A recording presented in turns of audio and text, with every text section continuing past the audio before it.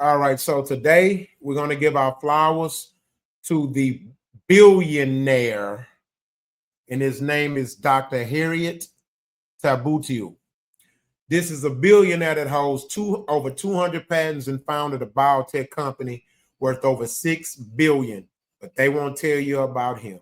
So with that being said, I'm going to tell y'all about him. So give me a second. Let me add him back. Oh, hold on. Share screen. And I'm going to keep y'all in the frame.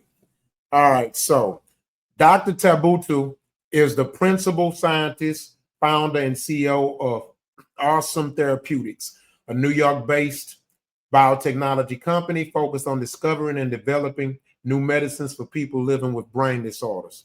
He is the inventor of more than 200 patents, including potential new medicines for depression, behavior disturbances, and Alzheimer's disease and narcolepsy. His main research interests are in neuropsychiatry and clinical research methodologies to improve the drug development process. His original concepts have resulted in investigational medicines that have received 3 breakthrough therapy designations from the US FDA. Prior to founding Awesome, Dr. Tabuteau spent several years in healthcare finance. After attaining his MD degree, he joined the healthcare investment banking group at Goldman Sachs and was subsequently a senior healthcare research analyst at Bank of America Securities. Dr. Tabuteau was a founding member, senior analyst, and partner at HealthCo/SAC Capital, which is a large healthcare hedge fund, where he was responsible for the biotechnology, genomics, and instrumentation portfolios. He's originally a Nigerian. He attended Xavier High School, a Catholic Jesuit high school in Manhattan Union Square, and he credits his work ethic to his father, who is Haiti, and his historical perspective and love of Motown to his mother, who was born and raised in Manhattan's Harlem neighborhood and who was involved in the civil rights movement in the 1960s. He credits his love of art and literature, both of them, and he was born in Haiti. Their original roots is Nigeria, but they were raised in Haiti. He's dedicated father to 2 wonderful children, and he has 2 girl twins. His favorite charities include Success Academy, a network of free public charter schools in New York City, and City Meals, which delivers meals to homebound elderly New Yorkers. So with that being said, we want to give our flowers to this doctor, and also we're going to give him a round of applause.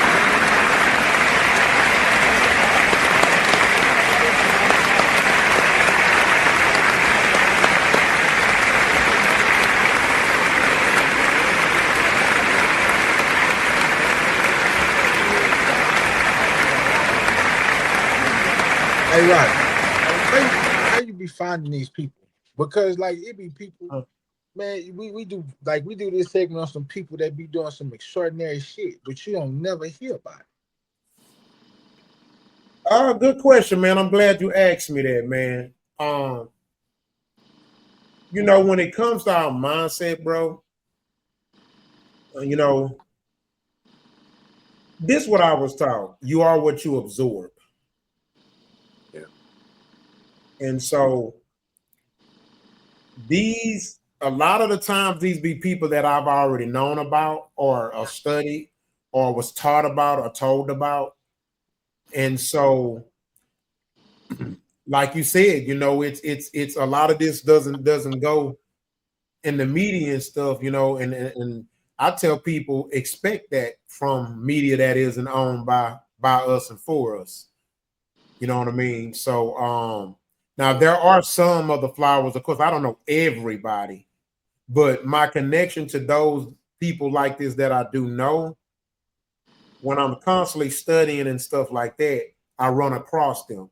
And then, also like we talked about, your algorithm is based on the things that you look for and what stuff you look at. So this type of stuff comes up all the time on my algorithm as well.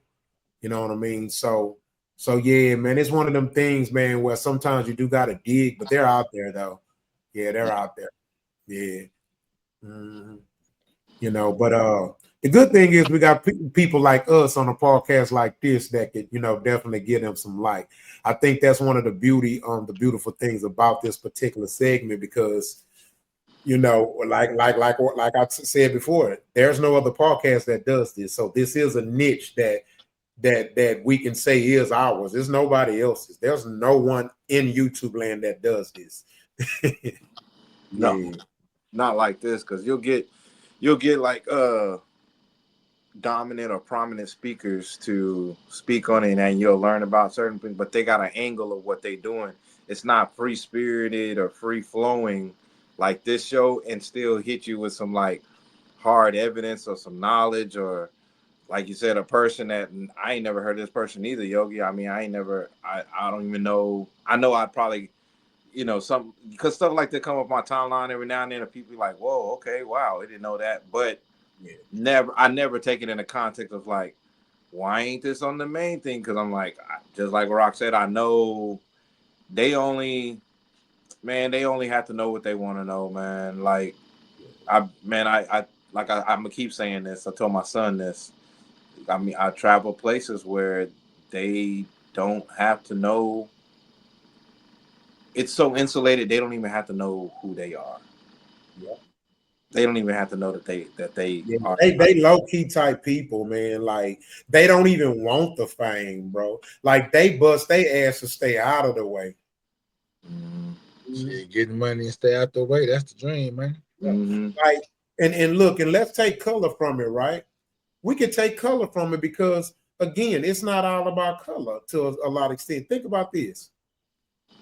Think about the owners of all the NBA teams and the NFL teams. Most people don't even know who they are. People, period. White people, black people, don't matter.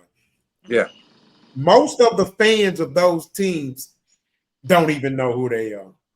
And the ones that they do know, that's because they put themselves out there. They And put at and the and game, and, sitting on the floor and all that kind of shit. You know what I'm saying? to clarify what I was saying, and in this one I was saying they don't know who they are. I was like, I'm talking like there's whole towns, whole cultures that don't have to know who they are, who themselves are. They don't, because they don't see us around them. Yeah, They don't know that they have to differentiate. yeah, That's what I'm saying. That's what I was saying. yeah. But see, why don't we put people like this more into the forefront instead of giving uh our younger generation this bullshit to look at? Give them something to aspire to be besides the rapper. You know what I'm saying? Or some shit like Sexy, that, you know? not sexy enough, Yogi.